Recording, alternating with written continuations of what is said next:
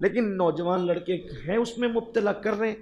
لیکن جو نیک لوگ ہیں، مذہبی لوگ ہیں، وہ اس سے بڑا گناہ کرتے ہیں، زنا سے بڑا گناہ. نوجوان لڑکے بھی وہ کرتے ہیں، لیکن نیک لوگ کرتے ہیں لیکن اس کو گناہ بھی نہیں سمجھتے. آپ کہیں گے وہ کون سا گناہ ہے؟ ابھی آپ نے بیان کیا کہ کوئی زنا کرتا ہے تو عرش کانپتا ہے، آسمان گرنے والا ہوتا ہے، زمین لعنت کرتی ہے، زمین لرزتی ہے، اور نسلوں تک اس کی سزا ہے. اب اس سے بڑا گناہ کیا ہے؟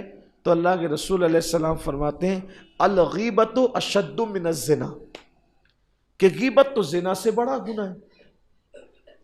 اب کتنے لوگ ہیں جو غیبت نہیں کرتے؟ داڑھی ہے، ٹوپی ہے، حاجی صاحب ہے، نمازی صاحب ہے، مؤذن صاحب ہے، امام صاحب ہے، خطیب صاحب ہے، ادیب صاحب ہے، سبھی مبتلا الا ماشاء اللہ. کیا دنیاوی طبقہ، کیا مذہبی طبقہ، غیبت میں سبھی مبتلا ہے. اور وہ غیبت کیا ہے؟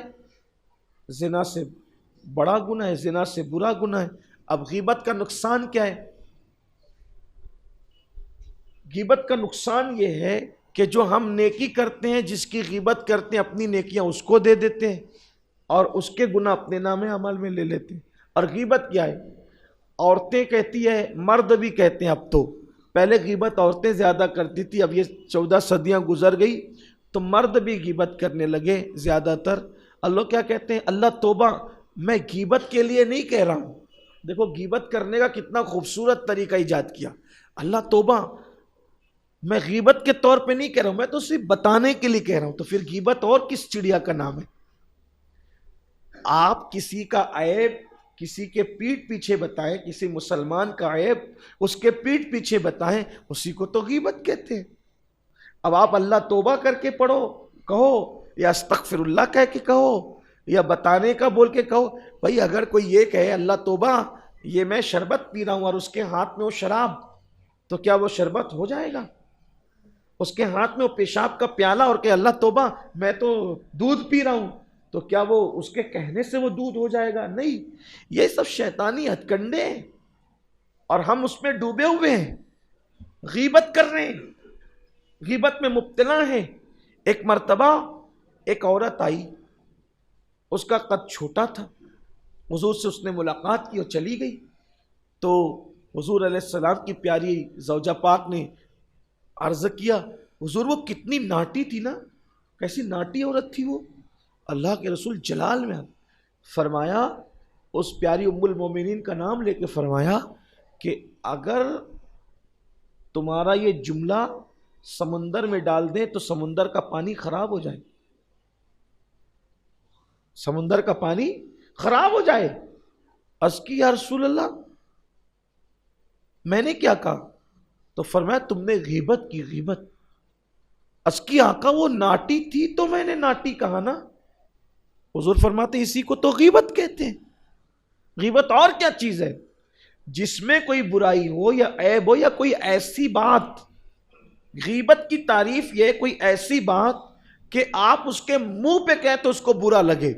اب وہی بات اس کے پیٹھ پیچھے کہنا کہ اگر کوئی اس کو جا کر کے بتائے کہ بھئی امین القادرین تمہارے بارے میں یہ کہا تو اس کا دل دکھے، یہی تو غیبت ہے. پیٹھ پیچھے کسی کے بارے میں ایسی بات کرنا کہ اگر اس کے منہ پہ بولی جائے تو اس کو برا لگے، تو یہ غیبت ہے اور یہ زنا سے بری چیز ہے. اگر کوئی غیبت کرے اور غیبت کرنے کے بعد توبہ بھی کر لے، توجہ کرنا، اگر کوئی غیبت کرے اور غیبت کے بعد توبہ بھی کر لے تو وہ جنت میں سب سے آخری میں داخل ہوگا. غیبت سے توبہ کرنے والا سب سے آخری میں داخل ہوگا. جو غیبت سے توبہ ہی نہ کرے تو اللہ نے جنت کے دروازوں پہ لکھ دیا ہے کہ جنت غیبت کرنے والوں کے لیے حرام کر دی گئی. تو اپنا یہ طریقہ بنائیے کہ پیٹھ پیچھے کسی کی برائی نہیں کرے. یہ تو ایک بات ہو گئی، کوئی فائدہ نہیں ہے. اور پہلی بات میں کہتا ہوں کہ کوئی اتنا بڑا نہیں. کچھ لوگ مجھ سے کہتے ہیں یار وہ فلاں، میں رک یار نہ بول. کہا کہ کیوں نہیں؟ میں نے کہا بھی وہ اتنا بڑا نہیں ہوا کہ اللہ کا ذکر چھوڑ کے اس کا ذکر کرے، ہے نا. دنیا میں کوئی بھی ہو اتنا بڑا نہیں ہوا کہ ہم اللہ چھوڑ دوں. اگر کسی سے آپ دشمنی کر رہے ہو، چلے انسان ہے دشمنی کرتا ہے، کسی سے دشمنی کر رہے ہو تو تم چاہتے کیا ہو؟ اس کو مٹا دینا. کسی سے دشمنی کر رہے ہو، چاہتے کیا؟ اس کو مٹا دینا. کسی کو مٹانے کا بہترین طریقہ ہے اس کا ذکر ہی ختم کر دو. جب آپ اس کا ذکر ہی نہیں کریں گے تو خود بخود ختم ہو جائے گا. توجہ ہی مت دو اس پر. کیوں لے کر بیٹھتے ہو کسی کا ذکر؟ اس کی غیبت، اس کی غیبت، اس کی غیبت. کھاتے ہو اپنی محنت کی کمائی اور گناہ ان کے دھلتے بیٹھتے ہو. یہ غیبت گناہ ہے. لوگ ڈوبے ہوئے ہیں. کیونکہ کچھ لوگ سمجھتے ہیں یار میں تو 5 وقت کی نماز پڑھتا ہوں، پہلے صف کا نمازی ہوں، تہجد بھی پڑھتا ہوں، اشراق بھی پڑھتا ہوں، چاشنی پڑھتا ہوں. ماشاءاللہ آج کی تقریر تو میرے متعلق نہیں ہے، کیونکہ جو گناہ کرتے ہیں وہ جانے، میں تو کرتا ہی نہیں ہوں. میرے بھائی ہم بھی مذہبی لوگ بھی اس بلا میں گرفتار ہیں. اس بلا میں مذہبی لوگ بھی گرفتار ہیں.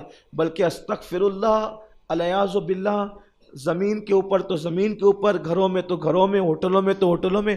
اب تو مسجد بھی محفوظ نہیں رہی غیبت سے. اب تو لوگ مسجدوں میں بیٹھ کے بھی غیبت کرتے ہیں. غیبت مت کرو. کسی مسلمان کے پیٹھ پیچھے اس کی برائی نہ کہو. ہاں اگر اس میں کوئی مذہبی نقص ہے، کوئی مذہبی خرابی ہے، تو اس کے فتنے سے اس آگاہ کرنے کے لیے لوگوں کو اس کے بارے میں بتانا، یہ غیبت نہیں بلکہ یہ دینی ذمہ داری ہے. اس کو غیبت میں شمار نہیں کیا جاتا. غیبت وہ ہے کہ اس کی ذاتی برائی ایمان والے کی اس کے پیٹھ کے پیچھے بیان کرنا کہ اس کو پتہ چلے تو اس کا دل دکھے. اچھا اب یہ تو ہو گئی غیبت.